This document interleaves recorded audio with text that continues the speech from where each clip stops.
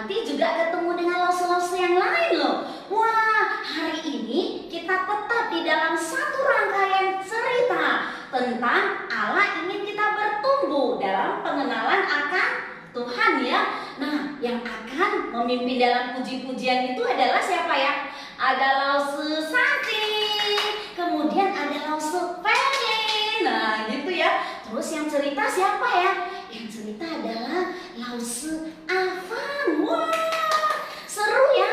Adik-adik, ikuti terus ibadahnya ya.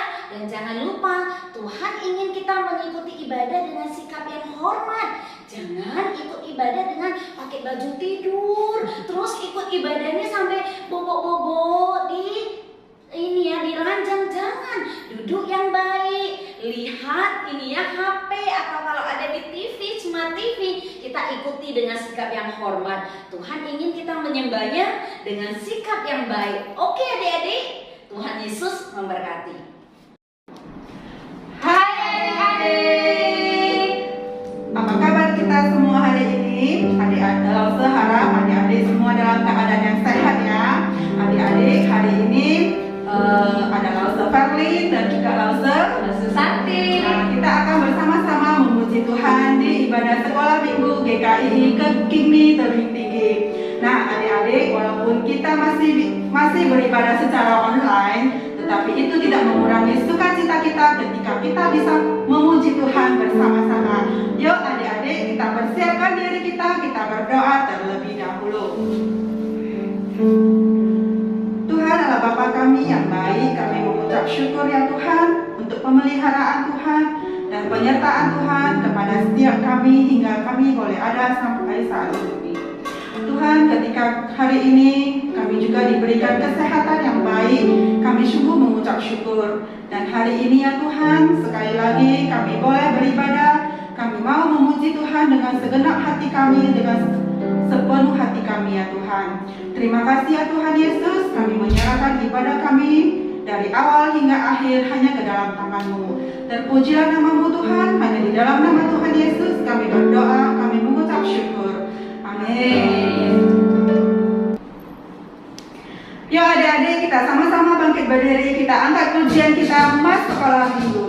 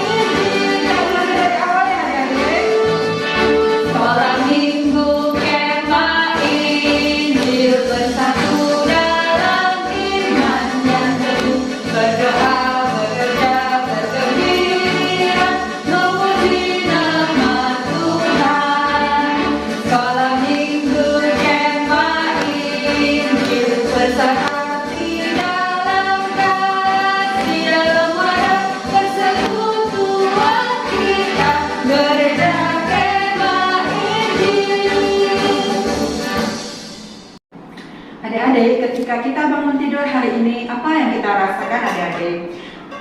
Ketika kita masih bisa bernafas, menghirup udara yang segar, kita masih bisa menjumpai orang-orang yang kita kasihi, kita bisa melakukan segala aktivitas kita yang kita sukai, itu satu anugerah dan kebaikan Tuhan bagi kita. Adik-adik, mungkin ada adik-adik yang berkata, aduh Lause, saya bosan Lause. Saya selama ini hanya di rumah aja, sekolah juga online, ibadah juga online, saya tidak bisa jalan-jalan, saya tidak bisa liburan. Tapi ingat adik-adik, ketika kita menyadari banyak hal-hal kecil yang masih Tuhan izinkan terjadi di dalam kehidupan kita, itu semuanya kemurahan Tuhan dan kasih Tuhan bagi kita. Seperti yang Lause katakan tadi, ketika kita bisa menghirup udara, kita bisa menikmati teriknya matahari, itu sungguh satu anugerah bagi kita. Yuk adik-adik, mari kita dengan penuh sukacita kita puji dan sembah Allah kita, sebab hanya Dia satu-satunya Allah, Raja di atas segala raja, dan kita semua adalah anak-anak Raja. Ikuti gerakan love adik-adik.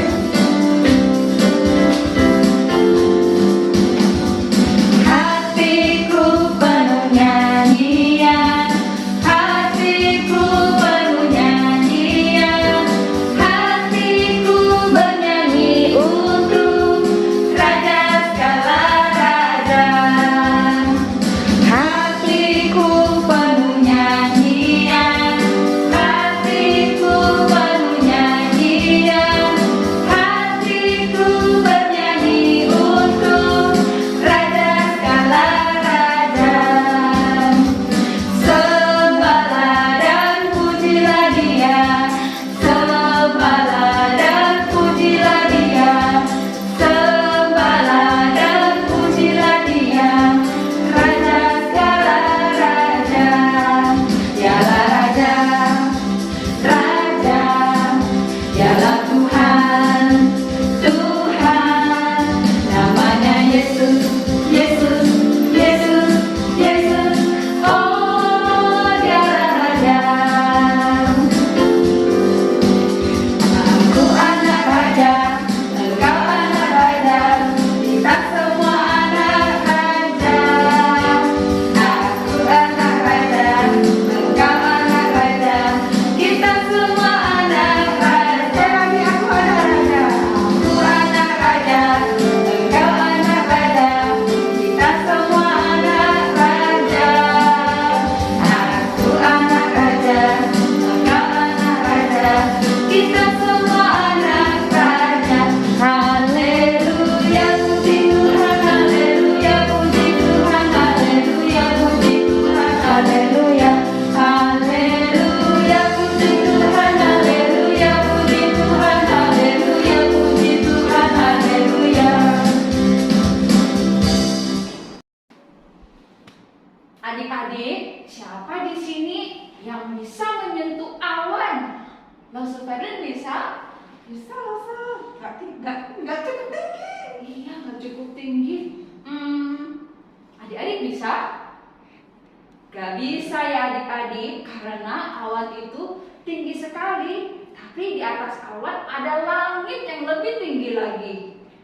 Kalau ada yang bisa berenang di lautan, ada tidak ya? Tidak bisa juga adik-adik, karena lautan itu sangat luas dan dalam. Nah, kalau misalnya kita lihat ke langit, apa yang kita pikirkan? Indah sekali. Iya benar loh Seferin, pelangi itu indah sekali karena warna-warni, warnanya yang sangat cantik membuat kita kagum. Tapi adik-adik, setinggi-tingginya langit, sedalamnya lautan, dan juga seindahnya pelangi, ada kasih Kristus yang lebih tinggi, lebih dalam, dan lebih indah. Kasih Kristus yang telah terbukti di atas kayu salib dan selalu ada untuk kita setiap hari. Yuk, langsung ajak kita untuk menyanyikan pujian setinggi-tingginya langit. Ikutin gerakan langsung ya. Setinggi-tingginya langit, lebih tinggi kasih Yesusku. Sedalam-dalam lautan, lebih dalam kasih Yesusku. Seindah-indah pelangi, lebih indah kasih Yesusku.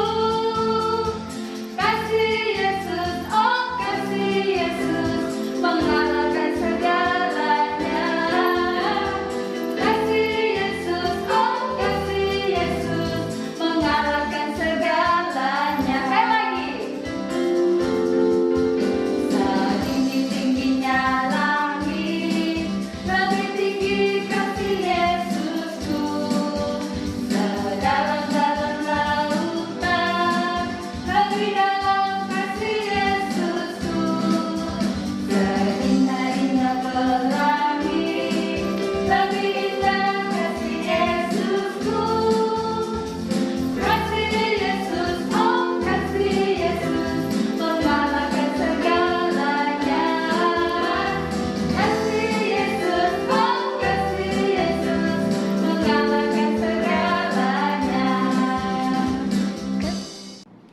Silakan duduk adik-adik.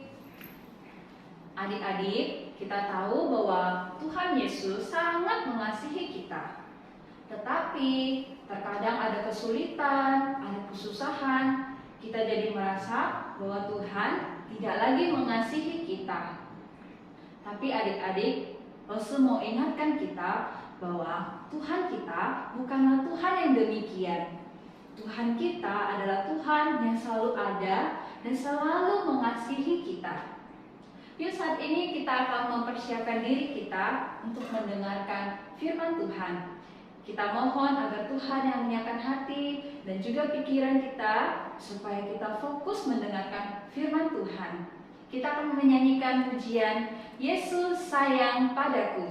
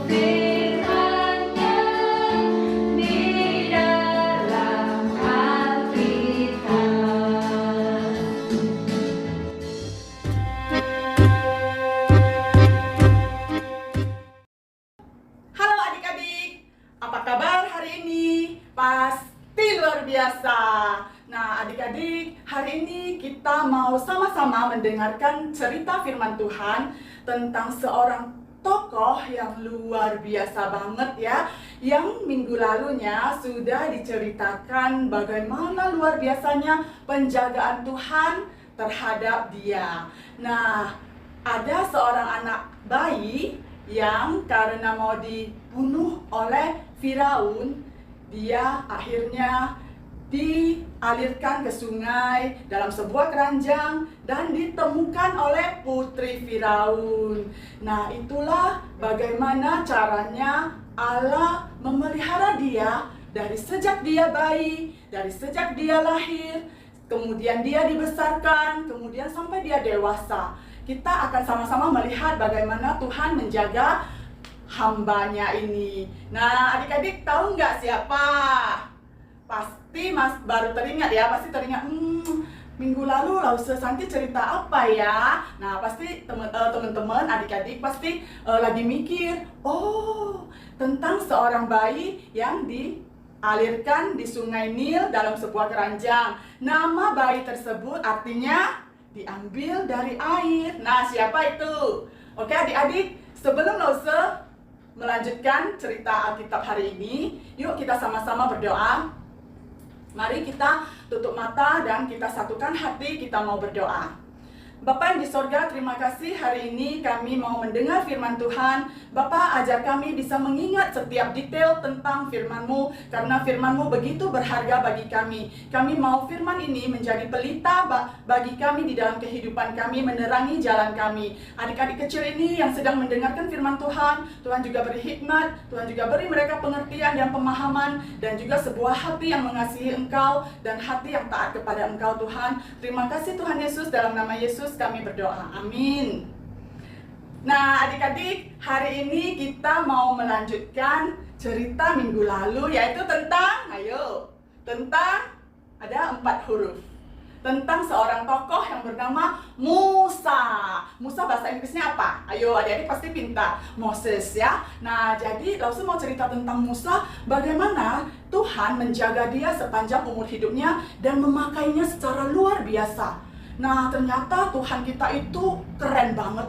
Tuhan itu sudah mempunyai rencana-rencana yang baik pada setiap orang, pada setiap umat pilihannya yang mau dia pakai untuk menjalankan rencananya. Nah, ceritanya seperti ini adik-adik. Kalau di minggu lalu Lause Santi cerita sampai Musa diangkat menjadi seorang putra di kerajaan Mesir ya oleh putri Firaun, dan yang menjaganya itu siapa? Yang menjaganya itu adalah mama kandungnya Musa. Jadi luar biasa sekali, Tuhan menyediakan pertolongan dan juga pemelihara dari ibu kandungnya sendiri. Luar biasa sekali ya. Nah, mama Musa sejak kecil selalu mengajari Musa hal yang baik, hal yang benar, budaya tentang orang Israel, pengetahuan tentang Allah. Dan Musa menjadi anak yang ketika kecil sampai besar menjadi orang yang percaya kepada Tuhan dan berharap kepada Tuhan. Nah, adik-adik, Musa pun beranjak dewasa.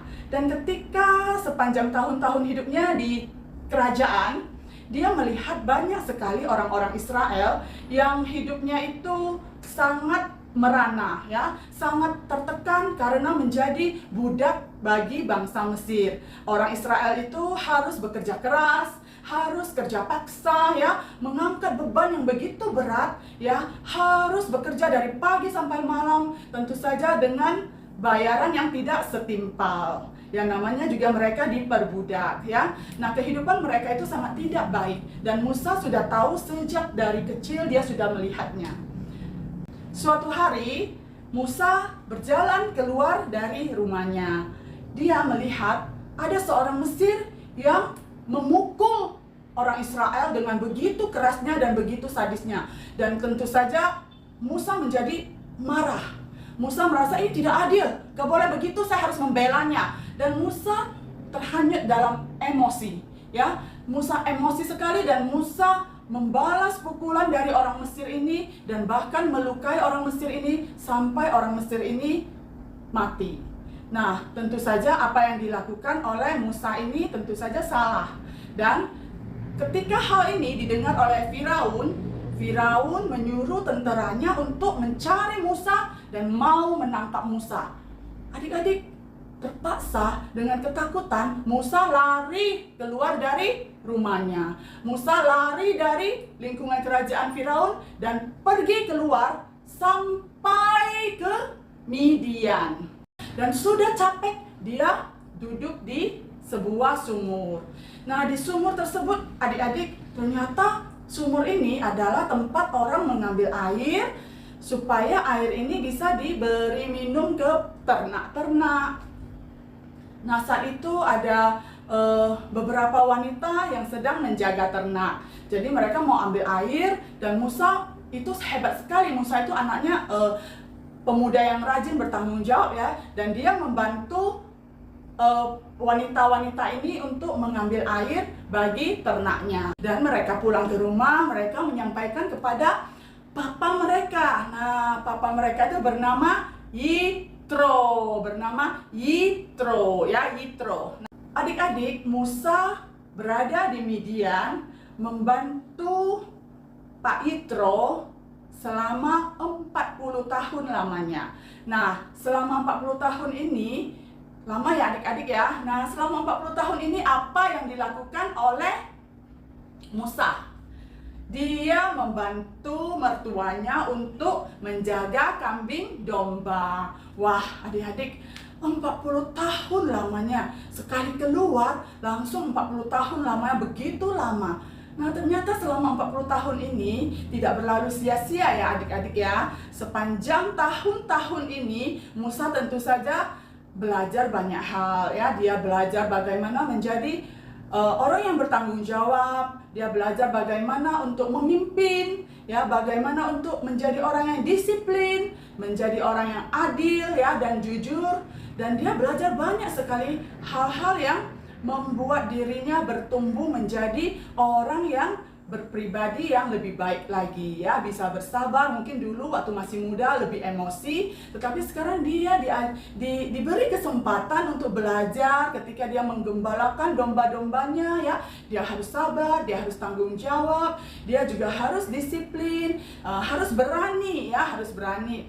Nah, luar biasa sekali selama 40 tahun Musa belajar banyak hal. Suatu hari Musa berjalan di tempat dia menggembalakan kambing domba seperti biasanya ya. Tiba-tiba adik-adik, dia melihat ada api yang menyala-nyala, api yang begitu luar biasa yang menyala-nyala di semak belukar. Tetapi dia heran, ini bukan kebakaran karena semak belukarnya baik-baik saja. Semak belukarnya itu masih hidup. Apa ini? Dia merasa heran dan dia ingin cari tahu tentang api tersebut, dan dia pun mulai berjalan mendekati api tersebut. Nah, ketika dia mendekati api tersebut, tiba-tiba ada suara yang memanggil dia, Musa, Musa. Musa terkejut. Tapi Musa mengenal suara itu. Musa berkata, Ya Allah. Pada saat itu, suara itu berkata, Jangan mendekat, tanggalkan kasutmu. Tanah yang kamu pijak ini adalah tanah yang kudus. Wah, Musa segera melepaskan sepatunya. Adik-adik, kasut itu sepatu ya. Nah, Musa segera melepaskan sepatunya dan Musa berlutut, bahkan menutup wajahnya. Nah, kenapa? Karena Musa takut memandang kepada kemuliaan Tuhan yang begitu luar biasa. Musa merasa gak sanggup melihat, memandang kepada kekudusan Tuhan. Saat itu Musa menutup wajahnya dengan tangannya. Saat itu Tuhan berfirman kepada Musa, dan Tuhan meminta supaya Musa bisa menjadi pemimpin bangsa Israel. Tuhan ingin Musa kembali ke tanah Mesir dan memimpin bangsa Israel keluar dari tanah Mesir ke tanah yang akan ditunjukkan oleh Tuhan kepada Musa. Musa merasa, Saya Tuhan? Musa merasa tidak percaya. Merasa tidak bisa percaya bahwa dia dipilih oleh Tuhan untuk memimpin bangsa Israel keluar dari Mesir. Dia merasa dia itu bukan siapa-siapa. Dan dia berkata kepada Tuhan, Saya tidak bisa, saya tidak sanggup. Tapi Tuhan berkata kepada dia, Jangan takut, Akulah yang akan menyertai kamu. Dan waktu itu Tuhan menunjukkan mujizat kepada Musa, supaya Musa yakin ya, karena nanti mujizat ini akan membantu Musa menghadapi orang Mesir dan penguasa Mesir. Saat itu Tuhan berkata, ambil tongkatmu, buangkan ke tanah. Dan luar biasanya Musa adalah orang yang sangat taat kepada Allah. Dia mengambil tongkatnya, dia langsung membuangkannya ke tanah. Tiba-tiba adik-adik tahu apa yang terjadi? Tongkat itu berubah menjadi ular. Wow, tongkatnya berubah menjadi ular. Dan Tuhan berkata, pegang ekor ular itu. Musa dalam hatinya yakin Tuhan tidak akan melukai dia. Tuhanku tidak akan mencelakai dia. Dia mendengarkan Tuhan, dia taat kepada Tuhan, dia pegang ekor ular ini tiba-tiba berubah kembali menjadi tongkat. Wah. Nah, kemudian Tuhan tunjukkan lagi kepada Musa mujizat yang lain. Musa, masukkan tanganmu ke dalam bajumu. Dan Musa pun mendengarkan Tuhan. Dia memasukkannya ke dalam bajunya, kemudian Tuhan berkata, keluarkan. Dia keluarkan dan dia terkejut sekali. Tangannya berubah menjadi putih semua. Putih seputih salju. Dan ternyata itu adalah penyakit kusta. Ya, penyakit kusta yang mengerikan. Apalagi pada zaman itu ya, mengerikan sekali penyakit ini. Tetapi Tuhan kembali berkata, masukkan kembali ke bajumu. Musa pun mendengarkan dan dia memasukkan ke dalam bajunya. Saat itu Tuhan berkata, keluarkan lagi. Dia pun mengeluarkannya lagi. Wah, ternyata sudah sembuh.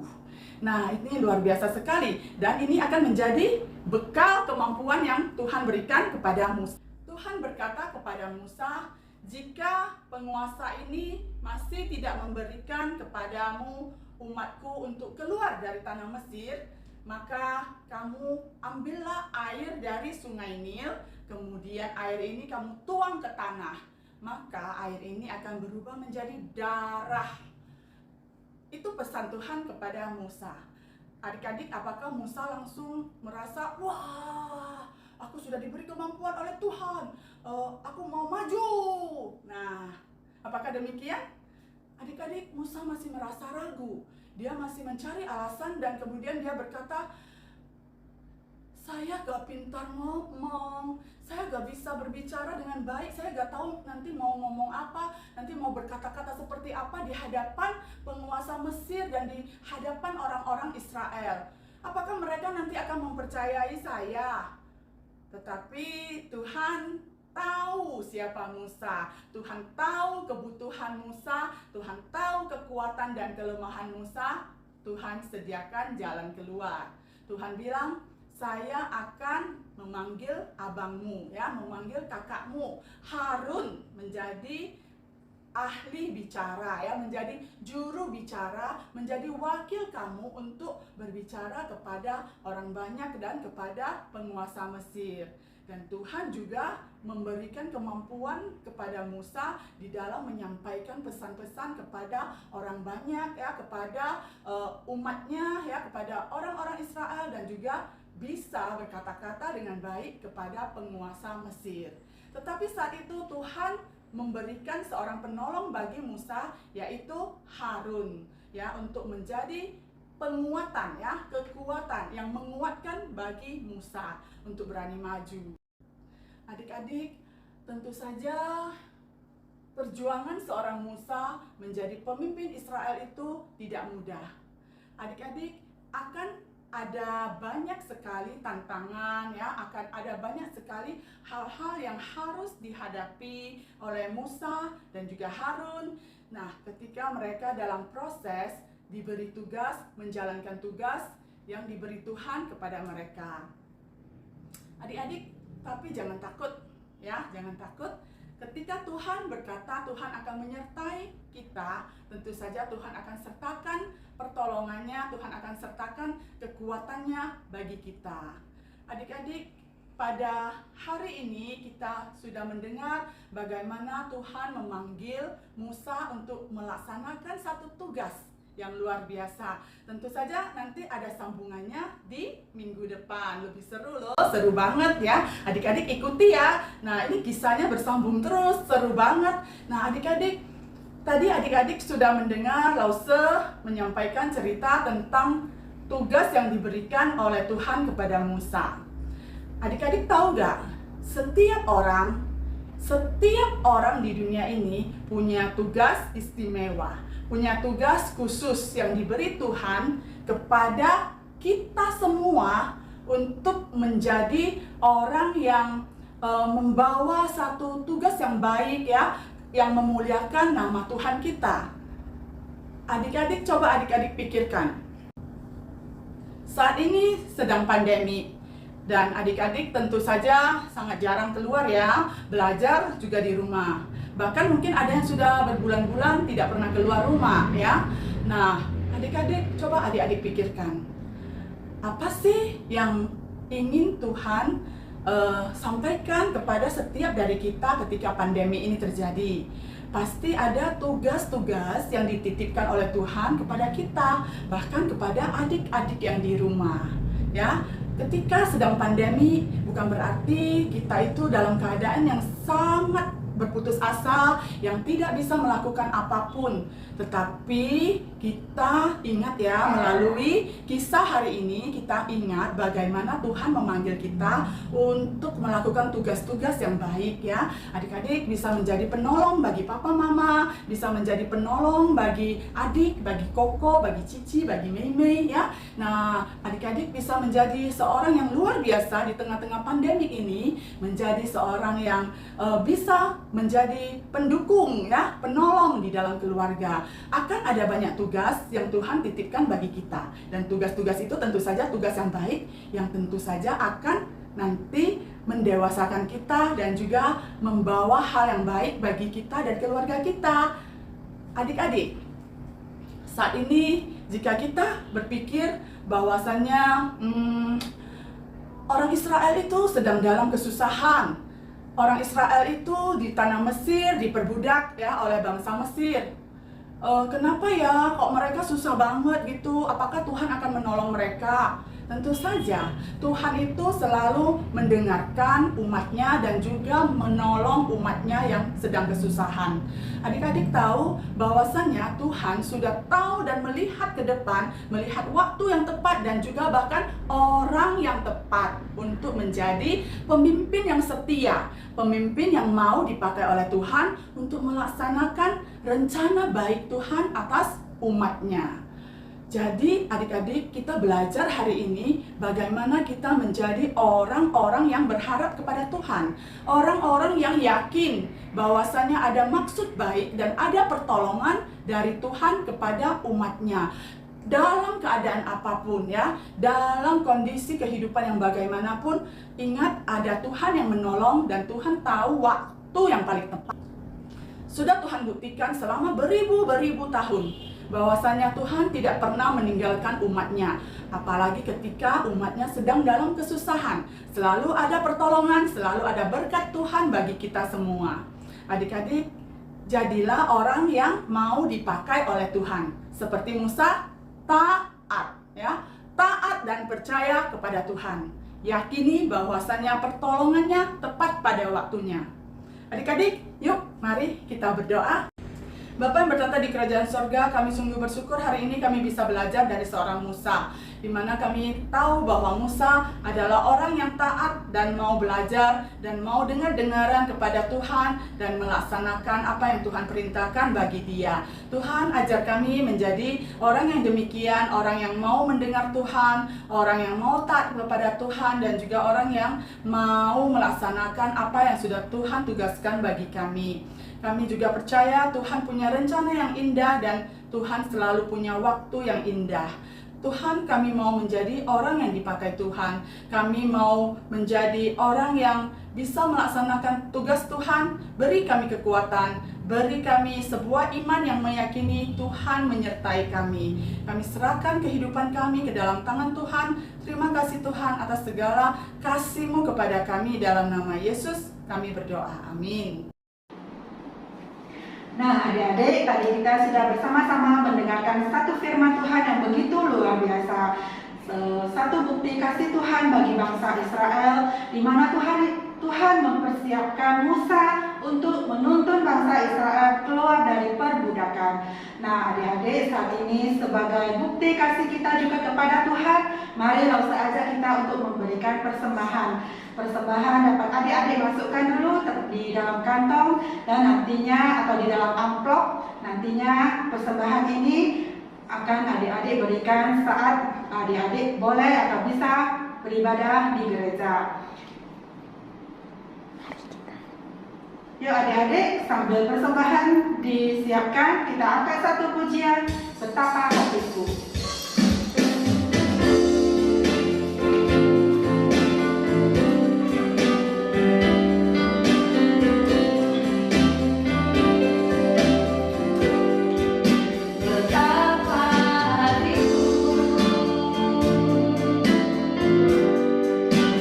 Terima kasih Yesus.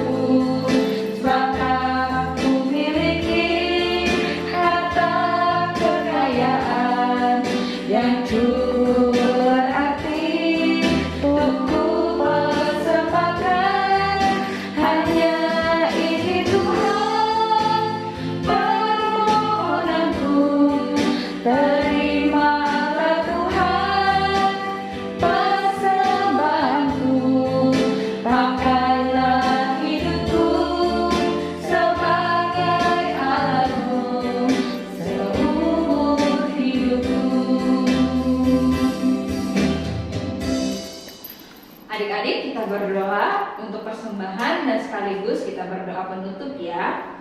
Mari kita berdoa.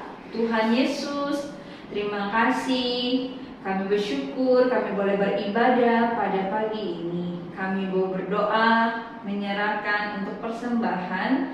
Kiranya Tuhan yang memberkati persembahan yang telah kami berikan.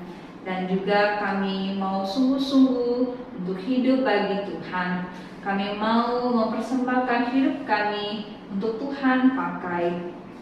Kami telah melakukan serangkaian ibadah kami. Mohon Tuhan Kau yang boleh menolong setiap kami agar kami boleh sungguh mengingat Tuhan dan mengikuti ibadah sekolah minggu setiap minggunya.